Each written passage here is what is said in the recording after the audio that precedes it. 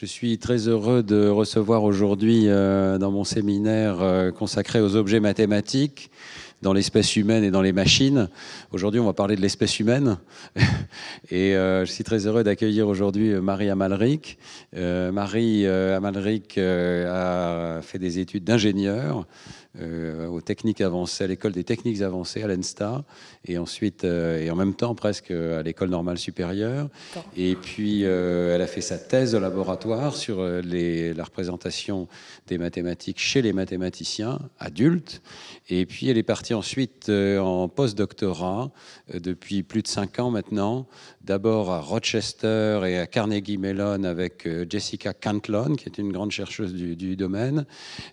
Ensuite à Harvard avec Elisabeth Spelke, qui est peut-être la plus grande psychologue du développement dans le monde aujourd'hui. C'est vraiment un laboratoire fondamental, celui d'Elisabeth Spelke à Harvard. Et enfin, dans le cadre d'une bourse Marie Curie, à Trento, en Italie, avec notre collègue Manuela Piazza, qui viendra dans 15 jours conclure ce cycle de séminaires sur les mathématiques.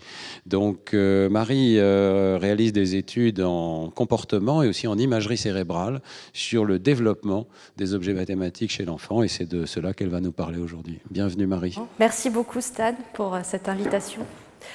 En fait, je crois que je vais m'asseoir, je crois que je verrai mieux ce que j'ai à l'écran.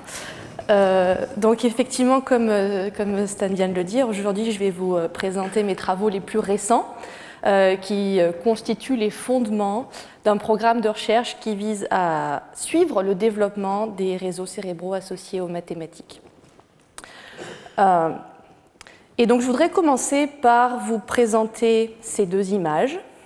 D'un côté, un hommage à Mariam Mirzakhani, qui a été la première femme à recevoir la médaille Fields, et qui, ici, sera l'emblème du cerveau de l'adulte, capable de résoudre des équations compliquées, de concevoir des nombres irrationnels, des formes géométriques idéalisées, des propriétés topologiques abstraites, etc. Et c'est une capacité qui est tout à fait unique au sein du règne animal.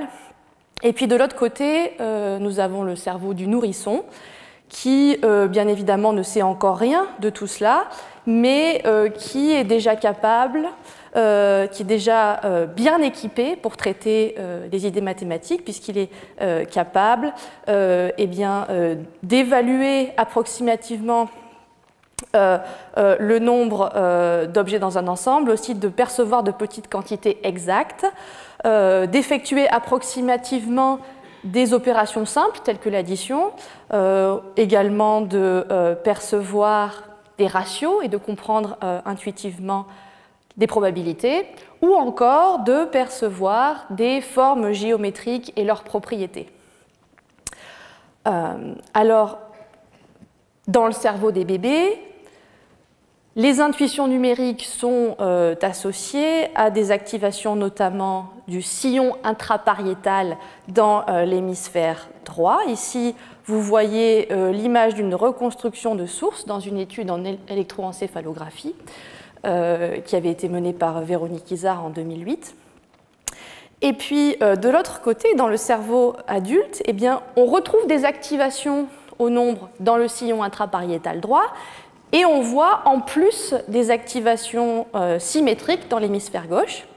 Ces régions pariétales, eh bien, elles ne sont pas qu'impliquées dans le traitement numérique, elles sont aussi impliquées dans des processus visuospatiaux, tels qu'ici, par exemple, la rotation mentale d'objets en 3 dimensions.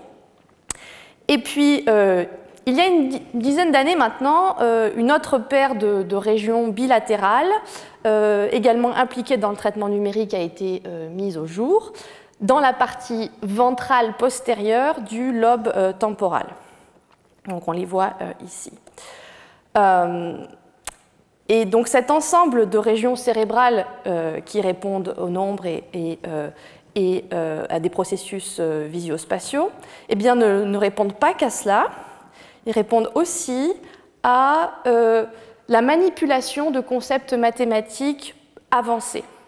Donc, ce que vous voyez ici, c'est un des résultats de mon travail de thèse. En rouge, la carte des activations cérébrales chez des mathématiciens professionnels à qui on a demandé d'évaluer la valeur de vérité d'énoncés mathématiques ou non présentés à l'oral, et ces énoncés mathématiques comprenaient des concepts de haut niveau.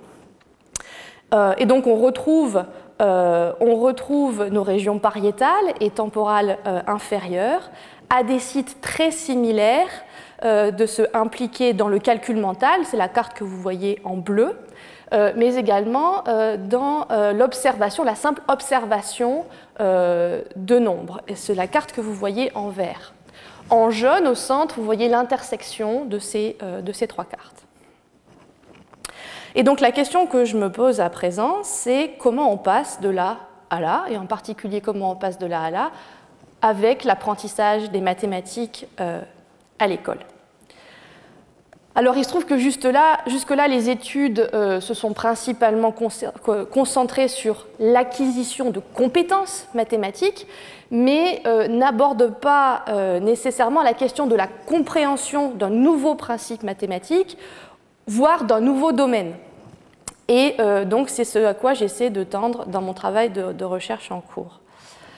Donc aujourd'hui, je voudrais vous présenter les prémices d'un nouvel axe de recherche qui consiste à tester l'évolution de l'activation cérébrale, cette fois-ci en cours d'apprentissage d'un nouveau concept mathématique. Et donc pour ce nouvel axe, un nouveau paradigme expérimental que je vais d'abord présenter chez les enfants, puis chez les adultes. Ici, en particulier chez les enfants, je vais vous présenter la création de matériel pédagogique pour enseigner le principe de commutativité de la multiplication. Alors, pour rappel, la commutativité, c'est la propriété d'une opération qui permet d'inverser l'ordre de ces termes sans changer le résultat. Et puis, l'évaluation préliminaire qu'on a faite de l'efficacité de ce matériel au niveau comportemental. Ensuite, je voudrais vous montrer comment on a utilisé ce matériel pour étudier le niveau de maturité des activations cérébrales chez les écoliers. Et enfin, je voudrais vous montrer comment on peut utiliser un paradigme similaire pour tester l'efficacité de courtes vidéos pédagogiques à entraîner l'activation du réseau cérébral qui répond aux mathématiques chez des étudiants en licence de mathématiques.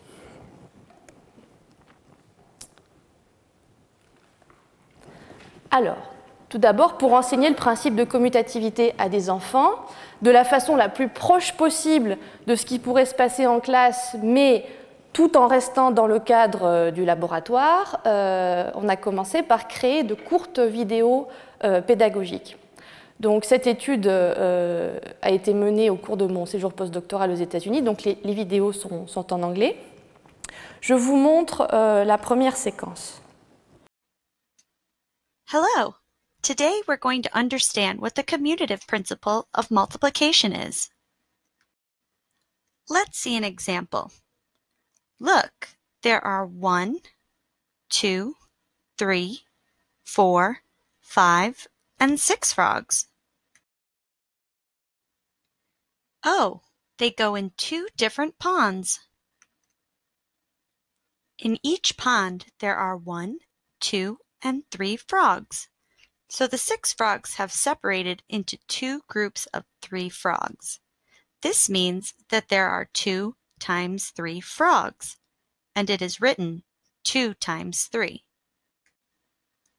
Now look, the same 6 frogs move in 3 different ponds, and in each pond there are 1 and 2 frogs. So the 6 frogs have separated into 3 groups of 2 frogs. This means that there are 3 times 2 frogs, and it is written 3 times 2. In this example, we have seen that 2 times 3 frogs equals 3 times 2 frogs equals 6 frogs. Donc voici la première séquence qui constitue cette vidéo pédagogique. Dans la deuxième séquence, on introduit un exemple un petit peu plus compliqué où cette fois-ci 12 étoiles vont se séparer en 4 groupes de 3 étoiles ou bien 3 groupes de 4 étoiles. À la fin de cette séquence, on introduit la définition du principe de commutativité. Et puis, dans la dernière séquence, eh bien, on vient appliquer le principe dans un dernier exemple dans lequel une tablette de chocolat qui contient donc 6 rangées de 4 carreaux est présentée. Et puis, on pose la question de savoir combien de carreaux comprendrait une tablette qui aurait cette fois-ci 4 rangées de 6 carreaux. Donc, vous voyez que ces séquences vidéo sont construite, assemblée pour composer une progression pédagogique à partir d'un exemple simple, puis un deuxième exemple un peu plus compliqué, avant d'énoncer le principe, puis d'en voir une application sur un dernier exemple.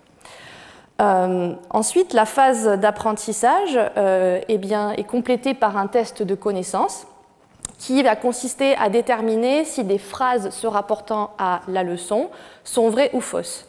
Alors on parle de phrases du type « il y a plus d'assiettes dans 6 piles de 2 assiettes que dans 2 piles de 2 assiettes ». Est-ce vrai ou faux? Ou encore des phrases un peu plus abstraites du type « les opérations plus et fois sont commutatives ». Ok, alors je vais passer rapidement à la suite. Voilà, si ça veut. Ok. Ensuite, comme contrôle, eh bien, certains enfants vont apprendre un principe de grammaire à la place de la commutativité.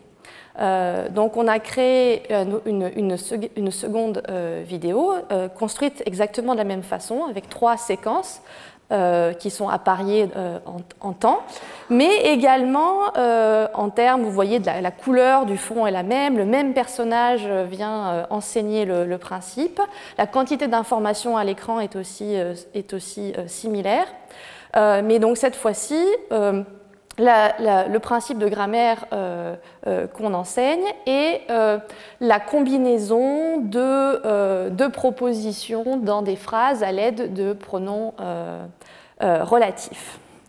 Donc, je vous montre un exemple, la première séquence. Hello. Today we're going to understand what relative pronouns are. Let's see an example. Look! Here's Lisa. Her father made a cake for her birthday and she likes it.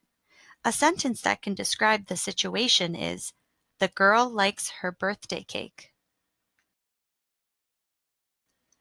In that sentence, girl and cake are a person and a thing. They are nouns. And her takes the place of the noun girl. It is a pronoun. There are different kinds of pronouns. Her is a personal pronoun because it stands in the place of a person. Now, look again at the same situation. A sentence that would more completely describe it could be, the girl likes the birthday cake that her father made.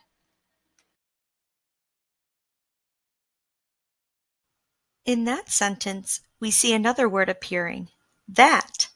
It refers to the noun cake. It introduces the clause, that her father made, which gives more information about the cake. It is a relative pronoun.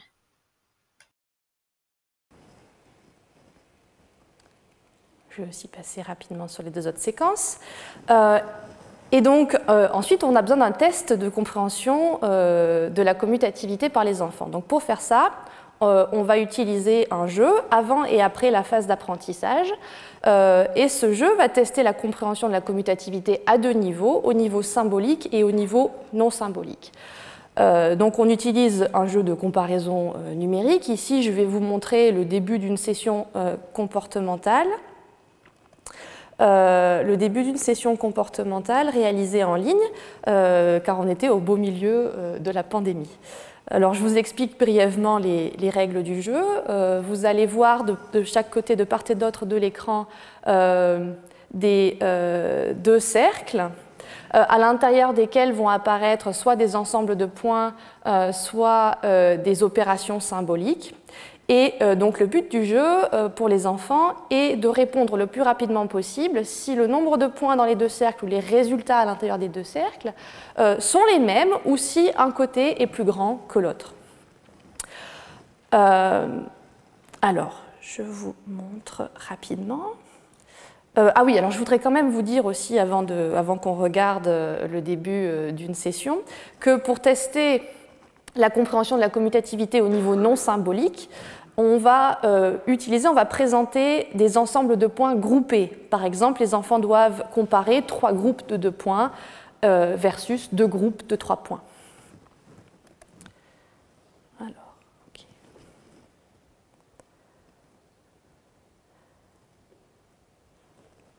Donc là, c'est un enfant qui répond.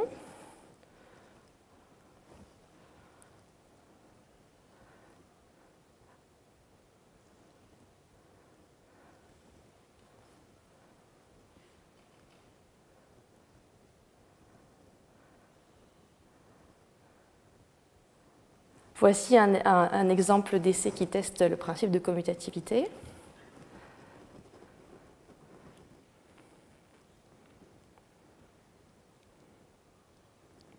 Voilà. Bon, etc., etc. Je pense que vous avez compris le principe. Et donc vous avez vu ici un certain nombre d'essais non symboliques. Dans un deuxième bloc, les enfants sont invités à jouer à nouveau, mais cette fois avec les opérations symboliques qui correspondent au groupe de points présentés dans le bloc non symbolique.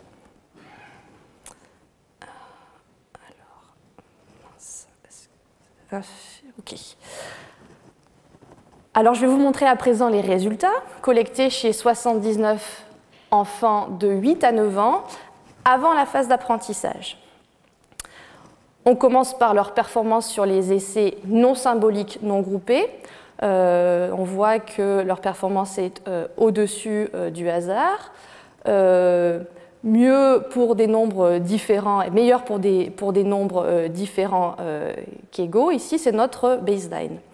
Puis, on regarde les performances sur les essais non symboliques qui impliquent la multiplication. On est essentiellement au même niveau que la baseline, à la fois pour les essais commutatifs, ceux qui sont donc sur la partie haute de cette diapo, et à la fois pour les essais avec des résultats différents. Par contre, pour les essais qui impliquent l'opération d'addition, eh bien, on se rend compte que la performance est significativement au-dessus de la baseline pour les essais commutatifs. Et d'une manière générale, les versions symboliques entraînent des performances plus élevées. Alors, je voudrais attirer votre attention sur le fait que cette différence n'est pas due au fait que les essais commutatifs non symboliques seraient intrinsèquement plus difficiles, quel que soit le niveau de compréhension du principe. Ici, vous voyez des résultats chez 15 adultes dans une version antérieure de la tâche. Et donc les performances des adultes, dans les deux cas symboliques et non symboliques, sont élevées et ne diffèrent pas. Alors par contre, pour la condition qui vise à contrôler pour la présence en miroir des mêmes chiffres mais impliquant des opérations différentes, les performances sont moins élevées pour les versions symboliques que non symboliques. Donc il semblerait qu'à ce stade, on puisse dire que, d'une certaine façon, la compréhension de la commutativité chez nos écoliers semble assez superficielle et liée en quelque sorte à l'application d'une routine symbolique visuelle. Et enfin, si on observe les essais destinés à tester plus directement le calcul symbolique, donc des essais du type 2 plus 4 versus 3 fois 2, eh bien, on se rend compte que les performances sont d'une manière générale moins élevées et au hasard pour les versions symboliques. Donc, notre groupe de 79 enfants, globalement, sont loin de maîtriser le calcul symbolique. Mais ce dont on s'aperçoit, c'est que les enfants de ce groupe en fait, diffèrent beaucoup quant à leur compréhension symbolique. Et pour s'en rendre compte, je représente ici la performance de chaque enfant. Donc ici, chaque point représente les performances d'un enfant. Pour les essais qui testent la compréhension symbolique de la commutativité de la multiplication. Donc en abscisse, vous avez la performance sur les essais commutatifs et en ordonnée, la performance sur les essais qui contrôlent directement pour la commutativité, à savoir ceux dont les chiffres sont présentés en miroir, mais avec des opérations différentes. Et donc grâce à ça, on peut distinguer 4 groupes d'enfants. ceux qui semblent comprendre, qui semblent déjà avoir une compréhension à la fois du sens des symboles d'opération et du principe de commutativité, pour lesquels la performance est élevée dans les deux cas. Les enfants ici qui en fait semblent surappliquer le principe de commutativité, dès lors qu'ils voient deux nombres en miroir, ils vont avoir tendance à répondre que le résultat est le même. Un groupe d'enfants ici qui en quelque sorte est le miroir du précédent, ceux qui semblent comprendre qui semblent en tout cas faire attention aux symboles d'opération et réaliser que 2 fois 3 et 3 plus 2 ne sont pas égaux, mais qui ne semblent pas avoir compris le principe de commutativité. Et puis 3 enfants ici qui semblent avoir du mal dans les deux cas. Alors je vais regrouper les enfants de ces derniers groupes 3 et 4, puisque d'une manière générale, ce sont ceux qui ont du mal avec le principe de commutativité au niveau symbolique. Et je vais commencer par vérifier qu'on a bien ici un diagnostic du niveau de compréhension symbolique. Alors, pour ça, on va regarder la performance des différents groupes sur les essais, pour les essais qui ne peuvent être autrement résolus que par le calcul, donc les essais du type 2 plus 4 versus 3 fois 2. Et donc on se rend compte que c'est seulement les enfants du premier groupe, du groupe en violet, pour qui la performance sur ces essais-là est au-delà du niveau du hasard. Et donc maintenant, on va regarder les performances de ces différents groupes, mais sur les essais commutatifs non symboliques cette fois-ci. Alors, bien que les groupes, vous le voyez sur la droite, ne diffèrent pas dans leur fraction de Weber, c'est-à-dire quant à l'acuité de leur sens du nombre, eh bien, ils diffèrent à la fois pour la commutativité, pour les essais non symboliques qui représentent la commutativité de l'addition et de la multiplication, mais en particulier pour les cas de la multiplication, pour laquelle eh bien, les enfants qui avaient du mal à comprendre le principe symboliquement sont au niveau du hasard. Ensuite, parmi ces 79 enfants, 45 ont participé à la phase d'apprentissage du principe de commutativité. Et je vous montre ici l'évolution de leur performance entre les pré- et post-tests, après avoir cette phase d'apprentissage. On voit d'une manière générale que la vidéo et le test de connaissance ont été efficaces à entraîner l'apprentissage. Presque tous les enfants ont évolué vers le haut. Et puis, quand on regarde dans le détail, eh bien, on voit une amélioration assez fulgurante sur les essais symboliques chez les enfants qui n'avaient pas compris le principe de commutativité. Les enfants qui avaient tendance à surappliquer le principe de commutativité ont légèrement amélioré leur performance, même si ce n'est pas significatif. Et finalement, c'est chez les enfants déjà compétents au niveau symbolique que cet entraînement supplémentaire eh bien, a permis une progression sur les essais non symboliques. Alors ça nous dit deux choses. D'abord que peut-être dans le cas de la commutativité, de la multiplication, peut-être que la connaissance symbolique viendrait avant, en premier, avant d'entraîner une compréhension plus profonde du concept, mais surtout, ça nous dit d'une manière générale que le matériel pédagogique qu'on a créé ici bien semble efficace à entraîner un apprentissage au moins partiel. Donc l'étape suivante, c'est d'étudier ce qui se passe dans le cerveau pendant la leçon. Alors je voudrais maintenant vous montrer quelques résultats chez un groupe d'enfants de 9 ans qui ont vu les 2 vidéos de maths et de grammaire et qui ont joué à une version simplifiée du jeu de comparaison numérique pendant un examen d'IRM fonctionnel. Alors, premièrement, je voudrais parler un tout petit peu de la méthode d'analyse, parce que les vidéos, ce sont des stimuli complexes qui sont assez loin de ce dont on a l'habitude d'utiliser en IRM fonctionnel. Ce sont des stimuli qui impliquent des informations visuelles, des informations auditives qui sont combinées dans des récits élaborés. Donc si on applique les outils d'analyse traditionnels, comme par exemple l'évaluation du niveau global d'activation, on va perdre beaucoup d'informations liées aux caractéristiques temporelles du signal neuronal qui est engendré par les vidéos. Et donc une façon d'analyser les activations cérébrales pendant le visionnage de vidéos consiste à évaluer la synchronie des réponses neuronales entre les participants.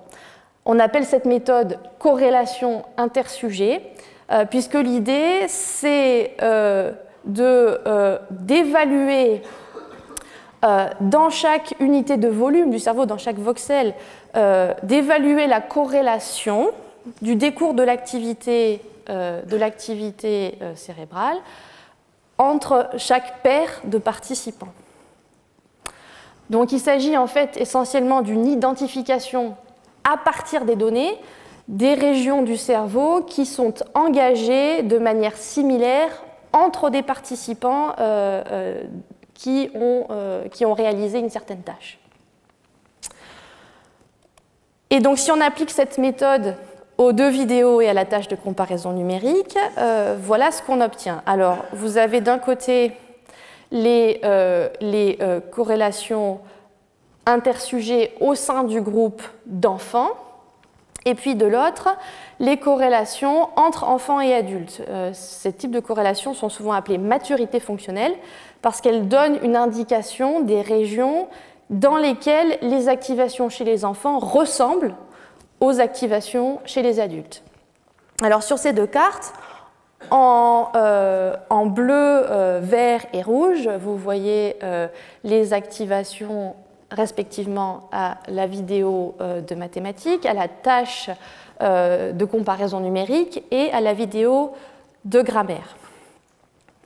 En vert clair, ici, on voit les activations communes aux trois tâches, qui se trouvent être trois tâches visuelles et dont on retrouve les activations communes dans le cortex visuel, assez rassurant. En rose, on retrouve des activations principalement dans les sillons temporaux supérieurs qui correspondent à l'activation commune aux deux vidéos qui toutes deux présentent des activations auditives. Donc on est dans des régions proches dans des régions de traitement auditif. C'est aussi assez rassurant.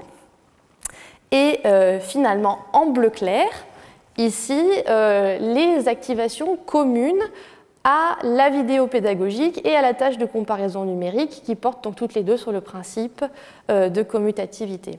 Et donc ça nous dit deux choses. D'abord, on a une forme de certaine validation de la méthode de corrélation intersujet, mais aussi eh bien, la fonction des régions activées en commun par la vidéo et le jeu de comparaison numérique doit être intrinsèquement lié au traitement des mathématiques chez les enfants. Justement, pour qu'on y voit un petit peu plus clair, j'extrais ici la carte qui montre les activations communes entre la vidéo pédagogique et la tâche de comparaison numérique, donc qui portent toutes les deux sur le principe de commutativité, comme je viens de vous le dire. Et ce que je vais faire, c'est que je vais vous proposer de la comparer visuellement aux résultats que j'ai obtenus pendant ma thèse chez des mathématiciens professionnels. Donc ici, vous voyez le résumé de résultats obtenus dans 3 études qui impliquaient différents groupes de mathématiciens qui ont dû évaluer la valeur de vérité d'énoncés, à contenu mathématique ou non. Et donc, vous voyez que chez les mathématiciens, les résultats se sont avérés extrêmement reproductibles. La réflexion sur les énoncés mathématiques, quelle que soit leur difficulté, quel que soit le domaine ou quelle que soit la surface syntaxique des énoncés, eh bien, implique des régions, où on les voit en bleu, des régions intrapariétales et temporales inférieures, ainsi que certains sites du cortex frontal. Et ce dont on s'aperçoit, c'est qu'à 8-9 ans, le réseau des maths, alors peut-être n'est pas aussi étendu que chez les adultes, mais il est déjà très similaire. Alors très similaire en apparence, il y a bien sûr des différences entre enfants et adultes au sein du réseau des mathématiques. Donc je vais vous montrer 2 de ces différences. Premièrement, en termes de systématicité, si ce mot existe, de l'activation. Vous voyez ici représentées en violet foncé les corrélations intersujets chez les adultes et en vert foncé les corrélations intersujets chez les enfants. Et vous voyez que donc la similarité de l'activation au sein du groupe d'adultes est d'une manière générale plus élevée que chez les enfants et de façon particulièrement significative dans, les régions, dans des régions temporales inférieures. Et puis un deuxième type de différence qui est une différence en termes de complexité de l'activation. Alors ici, par complexité, je parle en fait d'une mesure d'entropie neuronale qui est, pour résumer, un indice de régularité du signal dans le temps. Et donc ce dont on s'aperçoit, c'est que au sein des régions du réseau des mathématiques, eh bien, la complexité du signal chez les adultes est d'une manière générale plus élevée que chez les enfants. Et ceci, en fait, de façon indirecte, nous donne une indication sur un mécanisme de développement possible. Alors, je vous montre ici des matrices de connectivité fonctionnelle entre 5 régions du réseau des mathématiques en bleu et 5 régions du réseau du traitement du langage en rouge. Chez les enfants dont l'entropie neuronale est faible, puis au milieu chez les enfants dont l'entropie neuronale est élevée, et enfin chez les adultes chez qui l'entropie neuronale est élevée. Alors ici sur ces matrices, plus la couleur est claire, plus les deux régions concernées sont co-activées. Et ce que vous voyez, c'est qu'avec l'âge et avec l'augmentation d'entropie, eh bien, les deux réseaux sont de moins en moins, alors je vais essayer de vous montrer ici, les deux réseaux sont de moins en moins connectés entre eux, on voit ici de plus en plus de couleurs sombres, et les régions au sein des deux réseaux sont, elles, de plus en plus connectées entre elles. Alors si vous regardez l'évolution du nombre de petites étoiles, ici on voit une augmentation, donc de plus en plus, qui traduisent le fait que les régions au sein des réseaux sont de plus en plus connectées entre elles. Et donc en fait on pense que l'augmentation de connectivité au sein de chaque réseau eh bien, entraîne une augmentation de la quantité d'informations échangées à l'intérieur du réseau, qui entraîne une augmentation de la complexité du signal neuronal. Et on pense aussi que l'augmentation de la quantité d'informations échangées est reliée au niveau de compréhension. Alors d'abord, je vais vous montrer deux éléments qui nous permettent de dire ça. D'abord parce qu'on observe que la complexité du signal est corrélée à l'indice de maturité fonctionnelle de façon dissociée entre les deux réseaux des mathématiques et du langage pour les vidéos de maths et de grammaire.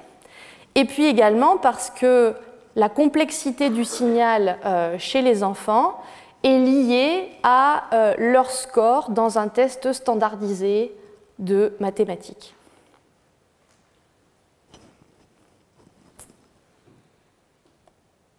Alors j'en arrive à la dernière partie de ma présentation. Et donc pour finir aujourd'hui, je voudrais vous montrer qu'on peut aller plus loin et utiliser les différents éléments que j'ai présentés jusque-là pour évaluer l'efficacité de matériel pédagogique à entraîner l'activation du réseau cérébral des mathématiques. Ici, chez des étudiants en première année de licence. Alors c'est un travail que j'ai réalisé avec Stanislas Dehaene et également avec Pauline Roveillaz et qui va très bientôt paraître. Donc dans cette étude, à nouveau, on a commencé par créer de courtes vidéos qui vont enseigner les rudiments d'un nouveau domaine et qui sont présentés lors d'un examen IRMF. Alors, on a choisi des concepts de théorie de la mesure et de processus stochastiques qui sont des domaines qui sont typiquement introduits en 3e année de licence. Les 2 vidéos mathématiques sont composées chacune de 5 petites séquences d'un peu moins d'1 minute, ce qui permet également une progression dans la leçon. Alors, je vous montre ici l'exemple d'une séquence vidéo. Voici une autre manière de modéliser une séquence d'observation. Supposons que vous ayez un ami qui voyage dans 3 villes, Londres, Rome, Paris. Chaque midi, il a la possibilité de manger 4 types de plats. Des sushis, une pizza, un sandwich ou une salade avec une certaine probabilité en fonction de la ville dans laquelle il se trouve. Il vous envoie chaque jour une photo de son assiette. Vous ne savez que ce qu'il a mangé jour après jour et vous souhaitez retracer son voyage. Pour cela, il vous faut connaître les états, qui sont les variables cachées puisque vous ne savez pas dans quel ordre les villes ont été visitées, les observations dont vous connaissez la séquence d'enchaînement, les probabilités de transition entre les différentes villes et les probabilités pour le choix des différents repas. L'ensemble de ces informations constitue un modèle de Markov caché. Voilà, et puis on a également 2 vidéos contrôle qui enseignent des concepts de biologie végétale et de droit de la propriété. Voici une autre manière. Pardon. Donc dans un deuxième temps, pour évaluer l'impact des vidéos, eh bien, on capitalise sur le résultat que je vous ai déjà présenté plus tôt, donc selon lequel des régions cérébrales distinctes s'activent en fonction du contenu mathématique ou non de phrases dont les participants doivent juger la valeur de vérité. Et donc ici, on utilise un paradigme similaire. Les participants vont écouter des énoncés mathématiques ou non et ont 2 secondes et demie pour décider si ces énoncés sont vrais ou faux et donner leur réponse. Alors, dans ce cas-là, on a 3 catégories d'énoncés. Certains portent sur des concepts connus depuis le lycée. Je vous donne un exemple en mathématiques, tout de suite réelle, croissante, majorée et convergente. Ou pour les contrôles, un pamphlet est un texte écrit en alexandrin. On a une autre catégorie d'énoncés qui portent sur des concepts inconnus et concepts qui vont rester inconnus. Par exemple, l'ensemble triadique de Cantor est dénombrable, ou encore la parélie est un phénomène d'optique atmosphérique. Et puis des énoncés qui portent sur des concepts qui sont enseignés dans les vidéos, tels que le modèle de Markov caché est un processus gaussien, vrai ou faux, la racine principale d'une plante dicotylédone est ramifiée. Alors la session d'IRM fonctionnelle est composée de 2 blocs qui présentent d'abord des énoncés mathématiques et contrôle, puis une vidéo mathématique et une vidéo contrôle, puis les mêmes énoncés mathématiques et contrôle.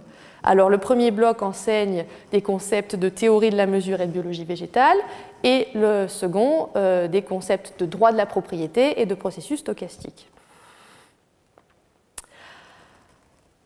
Donc d'abord, on va vérifier, avant le visionnage des vidéos, en pré-test, que les concepts connus sont en effet connus. Ici, on voit que la performance, le taux d'erreur sur les énoncés qui portent sur des concepts connus est inférieur, significativement inférieur au niveau de la chance, qui est ici à 50%.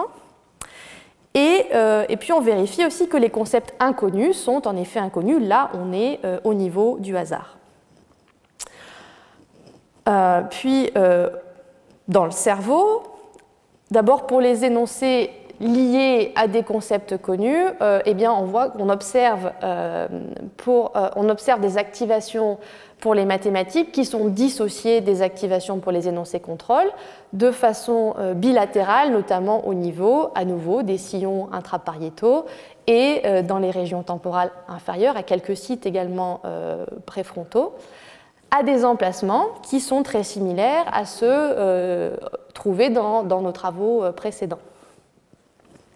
Puis ensuite, on se demande si les concepts inconnus, bien qu'ils ne soient pas encore maîtrisés par les participants, eh bien, pourraient déjà être dirigés vers les réseaux différenciés pour les concepts mathématiques versus contrôle. Alors, je vous montre ici la carte pour un contraste similaire, mais dans le cas des concepts inconnus. Et donc, on voit en fait une activation bien différente qui se trouve plus au niveau du cortex singulaire postérieur, dans le cuneus, aussi au niveau de sites temporaux et pariétaux, principalement dans l'hémisphère gauche, mais donc dans des régions qui semblent proches du réseau des mathématiques, mais qui ne se chevauchent pas.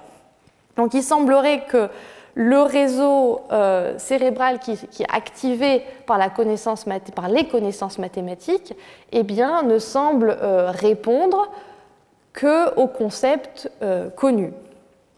Ici, je vous montre une confirmation de ce résultat qu'on peut voir dans le décours temporel de l'activation aux différentes catégories d'énoncés dans deux exemples de régions du réseau des mathématiques. On voit donc en bleu foncé le décours temporel de l'activation pour les concepts mathématiques connus, qui est donc la seule courbe qui semble présenter une activation. Puis ensuite, nous avons appliqué les techniques de corrélation intersujet pour étudier eh bien, ce qui se passe pendant les 4 vidéos, et puis on a comparé les vidéos à contenu mathématique et les vidéos à contenu contrôle. Et ce qu'on constate, c'est que le réseau activé par les concepts mathématiques connus eh bien, est déjà, pas complètement, mais partiellement, engagé dans le visionnage des vidéos de mathématiques. Et donc voyons enfin ce qui se passe après la phase d'apprentissage. Alors d'abord d'un point de vue comportemental, les taux d'erreur sur les énoncés qui portent sur des concepts connus diminuent, ce qui n'est pas tout à fait surprenant puisqu'on peut imaginer que des mêmes énoncés connus présentés 2 fois puissent entraîner une amélioration de la performance. Les énoncés qui portent sur des concepts inconnus restent inconnus. On voit qu'il y a une légère amélioration du temps de réponse dans le cas des énoncés contrôle, mais qu'on peut tout à fait attribuer au fait que si on ne sait toujours pas quelque chose, peut-être qu'on n'essaye même pas de répondre, on répond de façon automatique sans vraiment essayer de comprendre. Et puis enfin, eh bien, on constate un effet d'apprentissage, certes limité, mais néanmoins significatif, pour les énoncés qui portent sur des concepts enseignés pendant les vidéos. Alors au niveau du cerveau, si la phase d'apprentissage a été efficace à l'enseignement, on s'attend à observer une augmentation de l'activité dans le réseau des mathématiques pour les énoncés qui portent sur les concepts mathématiques enseignés et dans le réseau de connaissances générales pour les énoncés qui portent sur les concepts de biologie végétale et de droit de la propriété. Mais ce n'est pas ce qui s'est passé. Ici, je vous montre le contraste entre les énoncés qui portent sur des concepts enseignés versus ceux qui sont connus et non enseignés dans les post-tests par rapport aux pré-tests.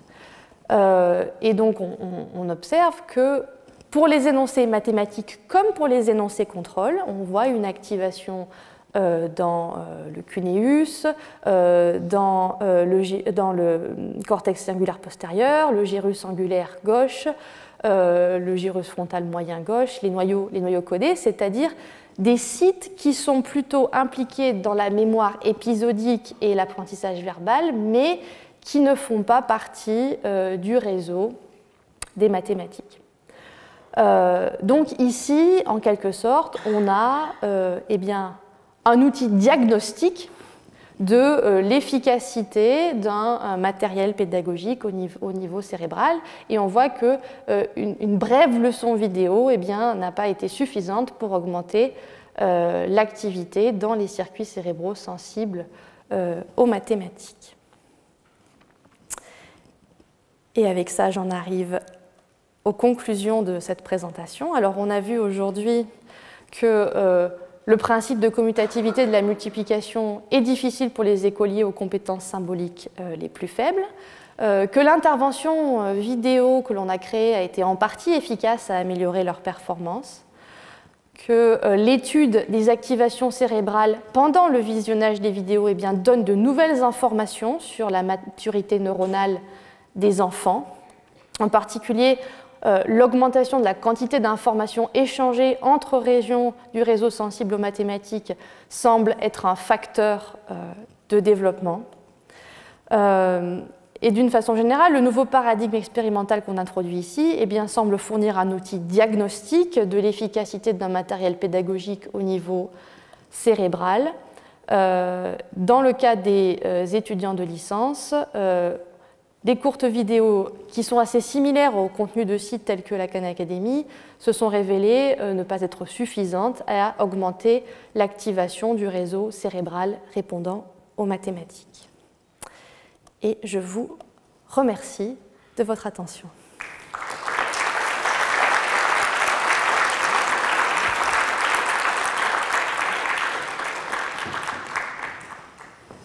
Merci beaucoup Marie pour cet exposé très riche. On va essayer de discuter ensemble. On a beaucoup de temps pour la discussion, donc préparez vos questions. J'en ai quelques-unes moi-même. Hein. Enfin, donc d'abord, il y a beaucoup d'idées. Hein. Peut-être je peux résumer en 2 secondes aussi. D'abord, il y a l'idée qu'il existe dans le cerveau un réseau reproductible d'aires qui sont associées aux mathématiques, qui s'activent systématiquement, qui ne sont pas les mêmes que les aires du langage. Bon, et puis, donc, tu cherches à comprendre comment ce réseau se développe chez l'enfant. Et il y a une idée qu'on peut simplement regarder si les signaux augmentent dans ces réseaux et où ils augmentent. Mais tu donnes un certain nombre de mesures sur lesquelles j'aurais des questions de maturation neuronale qui vont, si j'ai bien compris, au-delà de la simple activation. Ce n'est pas juste l'augmentation d'activation, mais aussi la synchronie entre sujets ou la synchronie d'une région cérébrale à l'autre. Voilà. Alors c'est sur ce premier point peut-être que j'aurais une question. J'ai pas complètement compris ce que tu appelais entropie neuronale. Et c'est une idée un petit peu nouvelle, je crois. Est-ce que tu peux nous l'expliquer un petit peu mieux? Et oui. J'ai peut-être remontré l'image où on voyait la synchronie entre enfants et adultes. Tout à fait. Qui m'a frappé parce qu'on avait l'impression que les enfants étaient mieux synchronisés avec les adultes qu'entre eux. Oui. Ce qui était un peu curieux. Comme si il y avait plus... je ne sais pas si c'est cette image-là, mais voilà. Et donc, peut-être celle-ci. Voilà, celle-ci qui est extrêmement riche, où on voit donc les réseaux en bleu sont des réseaux familiers pour nous parce qu'ils sont impliqués dans les mathématiques, mais à la limite, les enfants sont plus synchronisés avec les adultes qu'entre eux. Donc est-ce que c'est pas contradictoire avec cette idée de maturation neuronale qui serait reflétée par la synchronie? Oui, alors il y a peut-être une légère contradiction. Je pense qu'il y a plusieurs éléments de réponse ici. D'abord, il y a un élément, alors peut-être un élément qui est malheureusement un peu artefactuel de l'imagerie chez l'enfant. Il se pourrait que par le fait que les enfants ont tendance à bouger un peu plus que les adultes pendant l'IRM, que ça en fait influence beaucoup la synchronie entre eux, alors que vraiment d'un point de vue purement méthodologique, comparer l'activation d'un enfant à un groupe d'adultes, on peut peut-être trouver finalement un signal qui est un peu plus, j'aurais envie de dire reliable, stable. Ouais. Donc bon, ça serait le côté qu'on n'aurait pas trop envie que ce soit le cas, mais il y a quand même des chances pour que une partie de cette observation tiennent tiennent des conditions expérimentales et du fait que voilà, tester des enfants en IRM n'est pas... Ça, tu en as très peu parlé, d'ailleurs c'était assez pudique sur le sujet, mais quelles sont les conditions expérimentales pour ces petits-enfants qui ont quel âge? Alors, comment on arrive à faire une IRM à 3 Tesla ici? Là, c'est une IRM à 3 Tesla. Là, en l'occurrence, ce sont des enfants de 8 à 9 ans, donc ils ne sont pas si petits que ça, mais plein d'énergie. Et donc, pour parvenir à... il y a tout un processus de familiarisation avec la machine elle-même. De familiarisation avec les jeux qui vont être présentés durant l'IRM. Donc essentiellement, voilà, on commence par leur présenter une fausse IRM qui n'a pas de champ magnétique, dans lequel on peut les entraîner à rester bien le plus immobile possible avant de passer au vrai. Justement, ce qui est intéressant avec les vidéos, la présentation de vidéos, c'est que c'est une façon de garantir quelque part qu'il reste un peu plus immobile que pendant la réalisation d'une tâche un peu plus contrôlée. Et donc ça fait partie, en fait, le fait de présenter des vidéos fait aussi partie de l'imagerie chez l'enfant. Et alors, au niveau des analyses, donc, quand tu nous montrais des enfants qui maîtrisaient ou qui ne maîtrisaient pas la commutativité, j'aurais pensé que tu les séparerais ensuite dans l'IRM. Oui, mais malheureusement, ils n'ont pas tous fait l'IRM. Les 79 enfants ne sont pas passés en IRM. Et bon, ce sont encore des analyses en cours. À l'heure actuelle, 20 enfants du groupe parmi les 79 ont réalisé cette expérience dans l'IRM, mais les résultats sont encore en cours d'analyse. D'accord, oui, parce que donc à la place, tu sépares des enfants qui ont une forte entropie et une faible entropie. Et ça, donc tu peux nous réexpliquer ce que ça veut dire exactement et pourquoi ça devrait refléter la maturation neuronale? Alors c'est un cheminement qui est assez indirect, donc on va essayer de reprendre chaque étape. Donc la mesure d'entropie, ici, donc l'idée c'est vraiment de regarder la reproductibilité du signal dans le temps. Donc on regarde quelque part la répétition de patterns, le nombre de fois qu'un pattern de longueur 3, qu'un pattern de longueur 4 est répété dans le signal. Ça nous donne une mesure d'entropie, une mesure de la reproductibilité dans le temps. Ça donne une information sur la complexité du signal Bold dans chaque unité de volume du cerveau. Donc c'est en fonction du temps, ce sont les fluctuations en fonction du temps. Exactement. Et tu lui attribues une forte entropie quand il y a beaucoup de fluctuations, c'est ça l'idée? Voilà, exactement. Donc les enfants qui ont une plus forte entropie sont plus proches des adultes. Exactement. C'est ça que tu avais l'air de dire. Exactement. Les enfants qui ont une forte entropie sont plus proches des adultes et par la définition d'entropie le lien que l'on voit avec la connectivité fonctionnelle entre régions, on imagine qu'un mécanisme possible, c'est finalement l'augmentation de la quantité d'informations échangées entre les régions du réseau qui entraîne cette augmentation de complexité du signal. D'accord. Il y a pas mal d'hypothèses. Il y a pas mal d'hypothèses. Intéressant à tester par la Exactement. suite. Ouais. Il me semble qu'il faudrait s'assurer que ça n'est pas simplement dérivé de changements d'activation elle-même. C'est-à-dire que la question, c'est est-ce que cette entropie rajoute quelque chose par rapport à la simple mesure de l'activation elle-même? Parce que je pourrais supposer que s'il y a moins d'activation, il y a moins de fluctuations aussi, par exemple, ou elles sont moins détectables. Ouais, vous avez regardé si ça classifie les enfants mieux de passer par cette entropie que de passer par une simple mesure de niveau d'activation? On n'a malheureusement pas pu vérifier ça parce que, alors, d'un point de vue, enfin, on a une information au niveau comportemental, déjà, puisqu'on a pu vérifier qu'avec cette manière de catégoriser les enfants, ceux qui présentent une entropie plus faible ont aussi des scores plus faibles dans le test standardisé de mathématiques. Donc c'est l'information qu'on utilise pour justifier de l'utilité de la mesure de complexité. D'accord.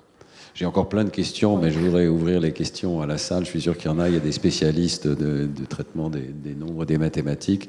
Enfin, on voit bien le début d'une tentative de suivre l'évolution de l'apprentissage, pas seulement avec le comportement, ce qu'on fait depuis des années, mais avec l'imagerie. Je ne sais pas si André, tu as des questions. Monsieur, vous avez une question, allez-y.